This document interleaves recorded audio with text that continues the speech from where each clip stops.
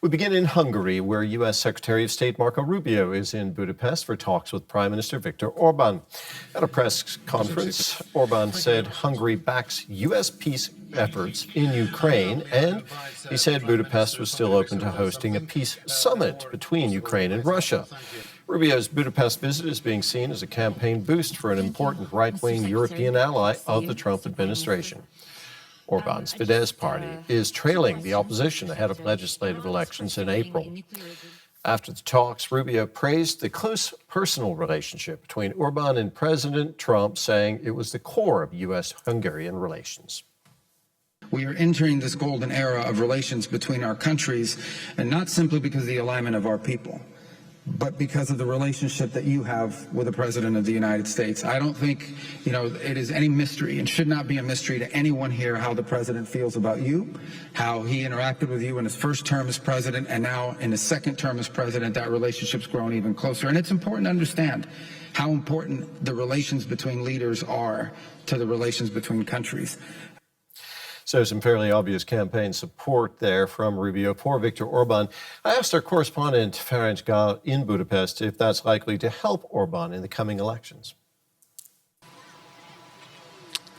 Well, it is, of course, difficult to predict how this will actually influence the polls.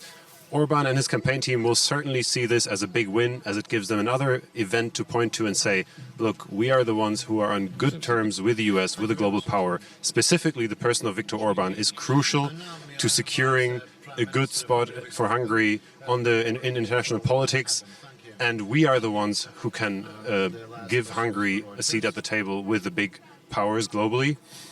Now, whether or not this will actually translate into more votes for his ruling Fidesz party is another question, because polls usually show that voters are much more concerned with domestic issues, with issues like healthcare, like public transport, and the rising cost of living, all of which are serious problems in Hungary and are much more likely to influence voters at the polls on 12th of April.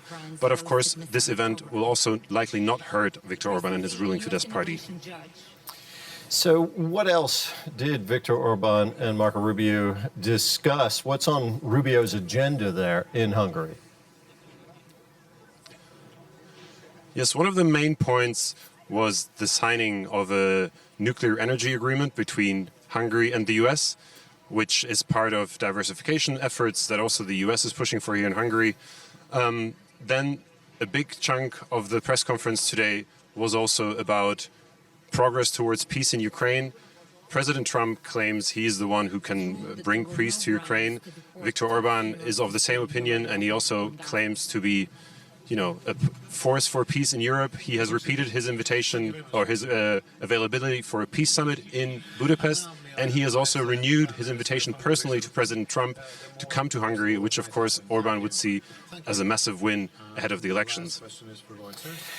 Talk to us more about the energy agreement that was apparently signed between Hungary and the United States. Rubio signed that deal on nuclear energy alongside the Hungarian foreign minister. What is that all about? Yes, so we don't know the details of the deal signed today, but it is likely to be a follow-up on bilateral negotiations late last year, which would basically see the Hungarian nuclear energy sector diversify its sources of nuclear fuels. So right now, Hungarian nuclear energy is very much dependent on Russian energy fuels. This contract would mean that Hungary would also get nuclear fuel from the US. It is also already in negotiations with France, but France ultimately is also dependent on Russia to some extent. So this would mean definitely a diversification of nuclear fuel supply for Hungary. The other part is likely to be about a new nuclear technology, the small modular reactors, about which we don't know a lot yet, and there's a lot of skepticism whether in the long run this technology will actually be, or if it's actually already ready to be used. But this is also something that in the longer term could be part of this bilateral nuclear energy agreement, and in the longer term part of Hungary's energy diversification efforts. Now, Rubio's visit to Budapest reflects U.S. prioritization of Hungary as a European partner. Aside from the close personal relationship between Viktor Orban and President Trump, what underpins the relationship between those two countries at this point? Yes, so anyone who followed Foreign Secretary's Marco Rubio's speech at the Munich Security Conference last week will have noticed that he also highlighted topics like Christianity, like the European culture he thinks is the foundation of the US.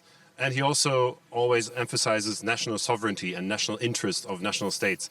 So these are very much issues that Viktor Orban and his party can get on board with ideologically. They, time and again, claim national interest and national sovereignty when they oppose decisions to be made in Brussels. They are very much claiming to be defenders of Christian European culture. So these ideological foundations are also, of course, an important part in this bilateral relationship between the US and Hungary. Ferenc, thank you very much. That was our correspondent, Ferenc Gál, there in Budapest.